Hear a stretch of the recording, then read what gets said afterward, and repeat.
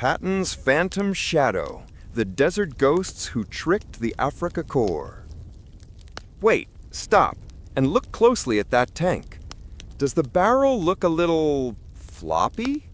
And those soldiers milling around the motor pool, are they carrying equipment that looks suspiciously like painted canvas? If you were a German reconnaissance pilot over the North African desert in 1943, you might have easily dismissed such questions. What you saw was a massive, active U.S. armored division readying for a major push. But what you didn't see was the truth. You were looking at a Hollywood set, not a military force, and the director was General George S. Patton Jr.'s secret weapon. This was the opening act of the 23rd Headquarters Special Troops, the famed Ghost Army.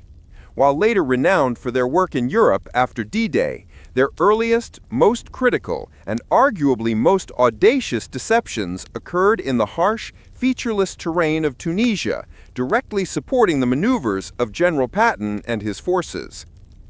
The artists, engineers, and actors of war. The Ghost Army wasn't a fighting unit. It was a bizarre amalgamation of artists, engineers, sound technicians, radio operators, and actors, recruited largely from U.S. art schools, advertising agencies, and engineering firms. They were the world's first and only mobile deception unit. Their mission was simple: make a small mobile unit look like an entire army, specifically an entire armored division, to draw enemy attention, misdirect counterattacks, and protect the flanks of real fighting forces. Their tools were as unconventional as their roster: inflatable rubber tanks, phony radio traffic, and massive speaker trucks. The desert provided the perfect stage. The vast, dusty emptiness made distant objects shimmer and distort, amplifying the visual effect of their props. German intelligence relied heavily on aerial photos and radio intercepts, both of which the Ghost Army was engineered to counterfeit. Operation Pass, the deception for Patton's attack. By the spring of 1943, following the stinging defeat at the Kasserine Pass, the U.S. Second Corps, led by Patton, was preparing for a crucial offensive against the German-Italian forces. Patton's plan was to rapidly advance and seize key lines of communication. To make this work, he needed the enemy to believe his main thrust was coming from somewhere else entirely. This is where the Ghost Army, then operating in smaller ad hoc teams, earned their stripes. They were tasked with creating the illusion of a massive buildup of forces, including tanks, artillery, and supply depots, in an area well away from the actual attack axis. The inflatable fleet. The 23rd inflated dozens of rubber M4 Sherman tanks and artillery pieces. These lightweight, easily portable decoys could be erected by a handful of men in minutes. From the air, they looked convincingly like the genuine article. Crucially, they were positioned to show tread marks leading to and from the area, created by driving real trucks and jeeps with modified tires, selling the illusion of recent movement and concealment.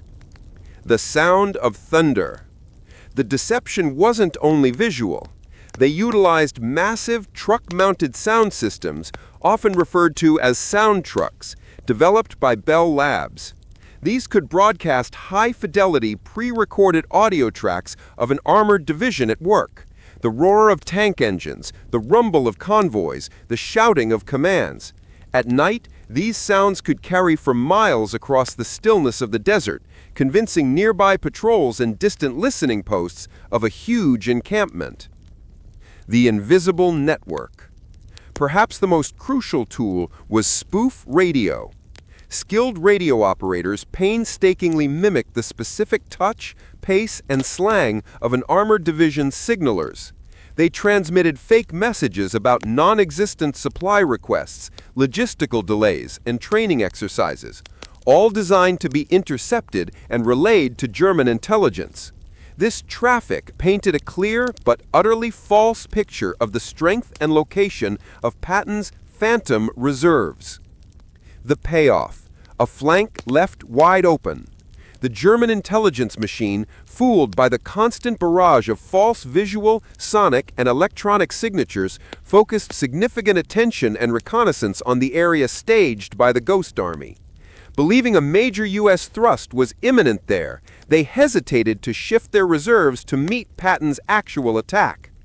Patton, a master of speed and maneuver, exploited this strategic paralysis. When his real forces, the ones German intelligence dismissed as mere patrols or smaller units, struck, they met a defense that was thinned, hesitant, and caught completely off guard. The operation was a resounding success, contributing significantly to the expulsion of the Axis powers from North Africa. The astonishing truth is that this tiny unit, never numbering more than about 1,100 men, successfully convinced the Afrika Korps they were facing a force up to 10 times their actual size. This was a psychological warfare masterpiece, executed with theatrical flair and engineering genius. They were the silent architects of victory, proving that in modern warfare, the sharpest weapon might not be steel and fire, but deception and imagination.